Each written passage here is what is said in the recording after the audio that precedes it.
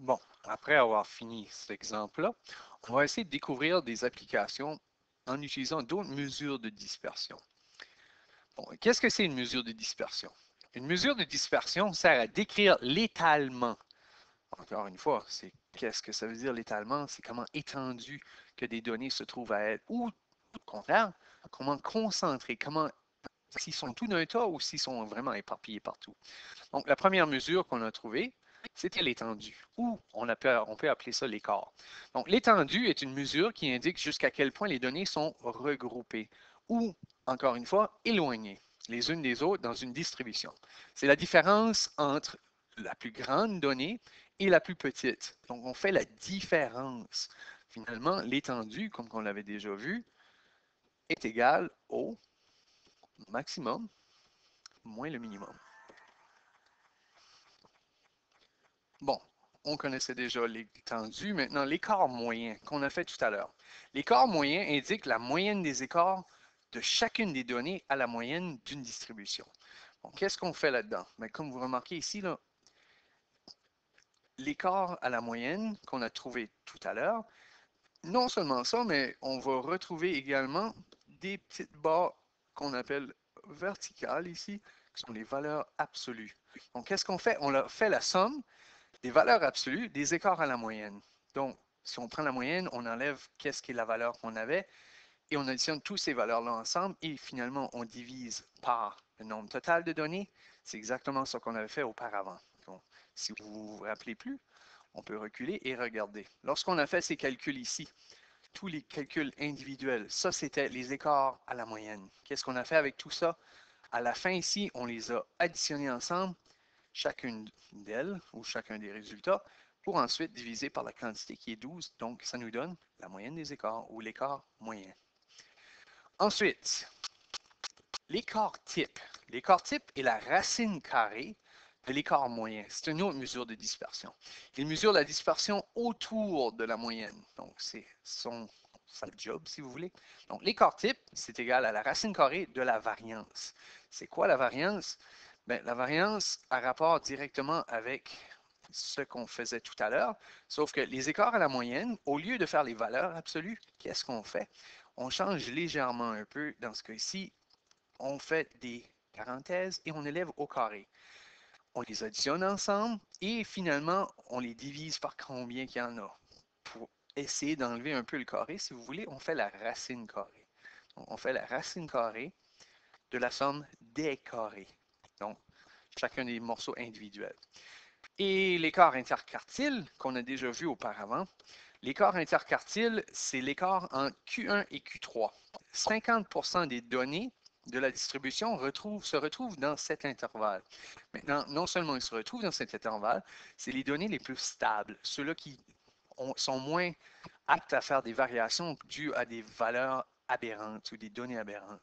Donc, l'écart interquartile, souvent vous allez voir, on fait Q3 moins Q1. Donc, on l'utilise dans certains calculs pour vérifier notamment les valeurs aberrantes. Maintenant, un exemple. On a relevé pour deux groupes le nombre d'erreurs commises dans la même évaluation. Donc, le premier groupe, le groupe A commis 0, 0, 0, 1, 2, 2, 2 et ainsi de suite. On se rend jusqu'à 11 ici. Dans l'autre, on a décidé de faire un tableau. On ne voulait pas répéter. Donc, le 2 s'est répété 5 fois. Le 3 s'est répété 8 fois. Donc, l'effectif ici, on appelle aussi la fréquence. La fréquence, c'est combien de fois que ça s'est fait. Donc, 6 fois pour le 4, 2 fois pour le 5, 4 fois pour le 6. Aucune personne a fait 7 erreurs. 2 personnes ont fait 8, 2, 9. Une personne a fait 10 erreurs et une personne a fait 11 erreurs.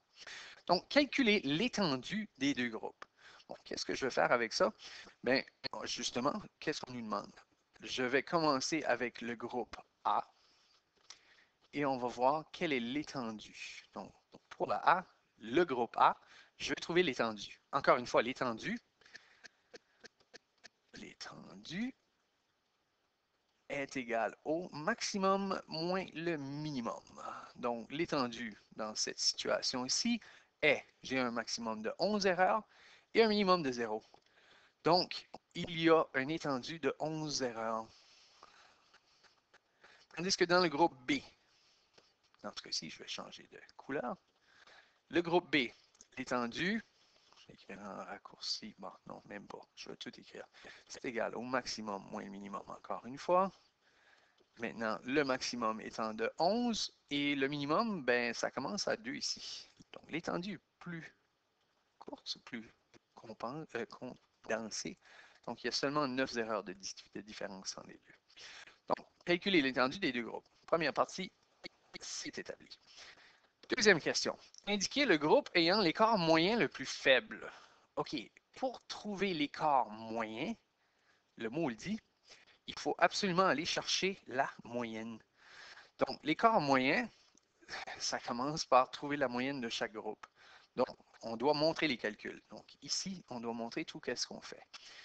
Pour faire mon groupe A, donc je suis rendu dans la B, le groupe A, je vais commencer par trouver sa moyenne. Donc, trouver la moyenne, j'ai 3 fois le 0, plus 1 fois le 1, plus 1, 2, 3, 4, 5, 2, plus 1, 2, 3, 4, 3, plus 1, 2, 3, 4, 5, 6, 7, 8 fois le 4, plus 5, plus 6, plus 7, plus 2 fois 8, plus 9, plus 2 fois 10, et finalement le 11. Tout ça divisé par, et là il faut compter combien qu'on en a.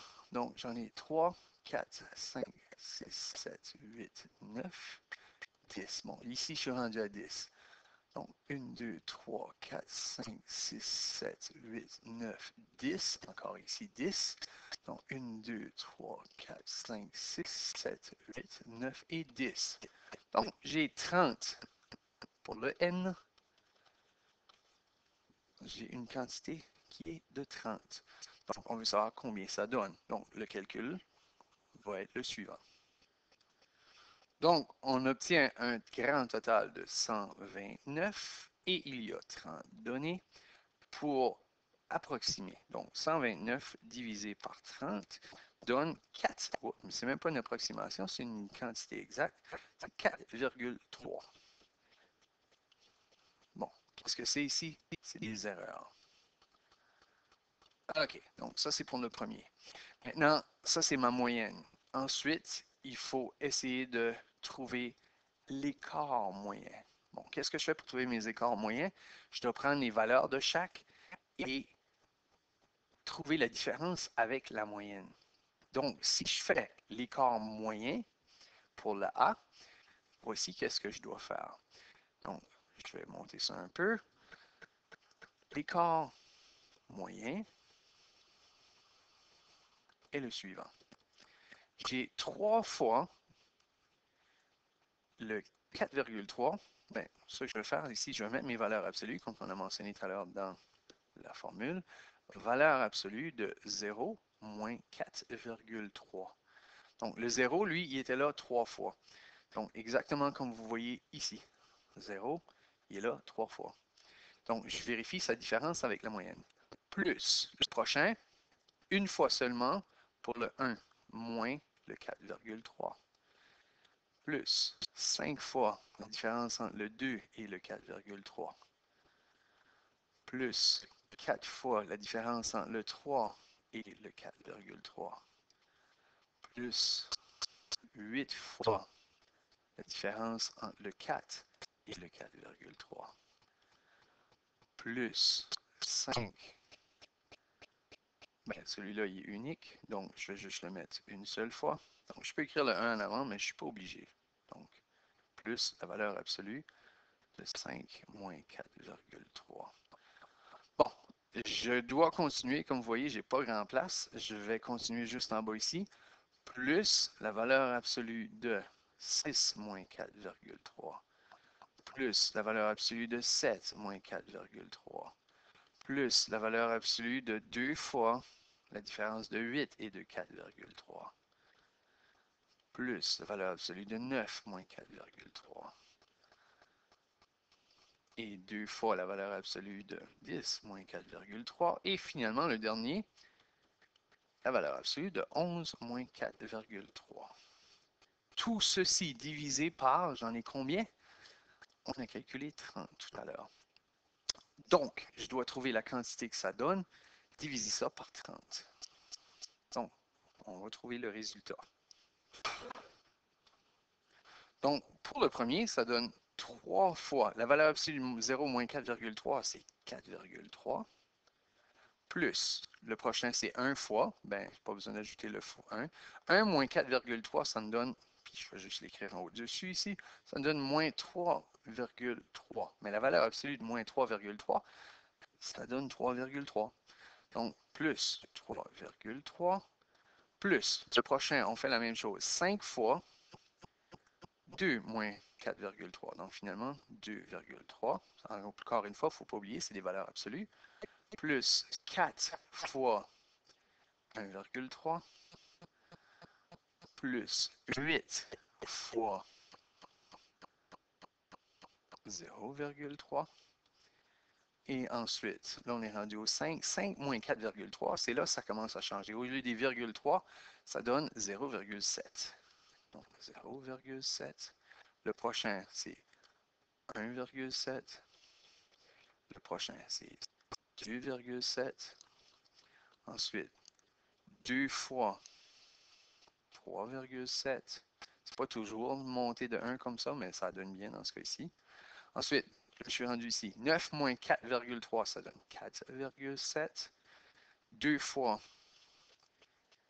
5,7. Et finalement, le dernier, 11 moins 4,3, ça donne 6,7. Encore une fois, tout ce résultat-là est divisé par 30. Donc, ça donne un grand total, et on va le calculer, de, on obtient 70,6 divisé par 30. Donc, à peu près 2, quelque chose dans ce cas-là. Donc, si on divise par 30, on obtient 2,5, oups, 2,35. Mais ici, je vais mettre environ, puisqu'on va l'arrondir à cette quantité-là. Qu'est-ce que c'est? Ce sont des erreurs. Bon, ça, c'était l'écart moyen pour la classe A. Maintenant, on devrait faire la même chose pour la classe B. Donc, essayez-le. C'est maintenant le temps de mettre pause. Comme vous voyez, vous n'avez pas grand place. Donc, ça serait peut-être utile d'utiliser une autre feuille. Au moins, vous êtes capable d'utiliser ceci pour faire la moyenne. Et par la suite, trouver l'écart moyen.